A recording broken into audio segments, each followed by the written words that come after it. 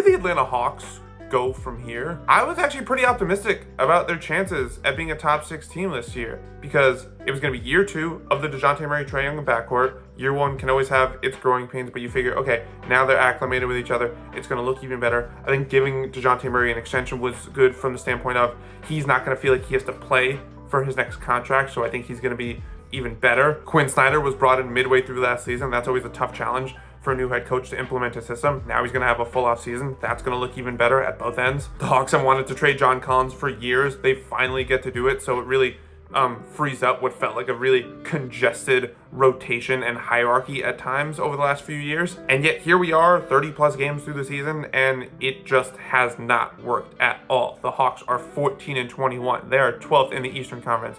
And it is the same story as it's been for the last few years, where they have an amazing offense, the 6th ranked offense in the NBA. Unfortunately, the only teams that are worse on defense are Charlotte and Washington. And so if you're a Hawks fan, I imagine it's just this really deflating feeling of like, what are we supposed to do? Like all the stuff we thought would work, all the stuff that we thought would help us get better, or at least, re-enter that top 6 conversation, they just haven't worked. So like, what's the move? Where do we go from here? The most logical answer seems to be trading DeJounte Murray, which the Hawks don't seem totally averse to doing. Who's gonna want DeJounte? Because I don't think it's a hot take to say that, like, despite him being a really talented player, his stock has actually gone down since arriving in Atlanta. Whereas when the Hawks traded for DeJounte, he was viewed as one of like the elite two-way guards, an all-defensive guard who could also get you 20 points. And now, judging from what I'm reading on Twitter, it seems that like he might be the most like reputation is up here versus actual production is down here when it comes to defensive quality. So he just seems like another score first guard who needs the ball in his hands and who doesn't really defend all that well. Like I don't really know what team wants that. I know he's been linked to the Knicks a bunch. If the Knicks trade for him, I swear to God, I'm gonna scream. And even if the Hawks can trade him, like what are you getting back that's gonna help you build more around Trae Young? I don't really know the answer to that. Do you sort of double down on this core and just try and build more of a win now team? Like do you go all in for Pascal Siakam? I know the Hawks were hesitant and just straight up didn't want to include Jalen Johnson in any deal for Siakam over the summer.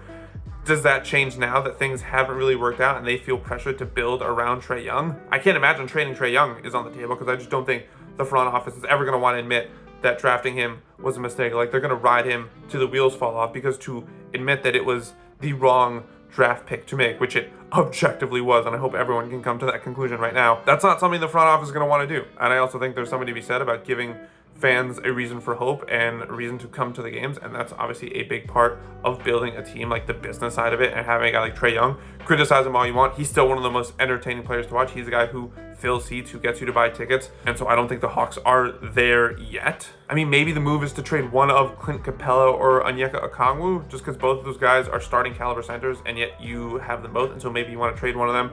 Maybe it could shore up your wing situation, because the DeAndre Hunter experiment or saga just has not worked out since they gave him $90 million last year. Oh my God, that was one of the most insane deals I ever saw. He's missed a good number of games. So yeah, I really don't know what the answer is for Atlanta, because it felt like the answers were made in the offseason. Like, hey, we're getting DeJounte Murray for a second year. We're locking him in. We're committing to him. We have a new head coach who's going to implement a system. We finally got rid of John Collins, addition by subtraction move. It felt like that was the stuff that was going to help Atlanta move up in the standings in the NBA hierarchy, and it just hasn't.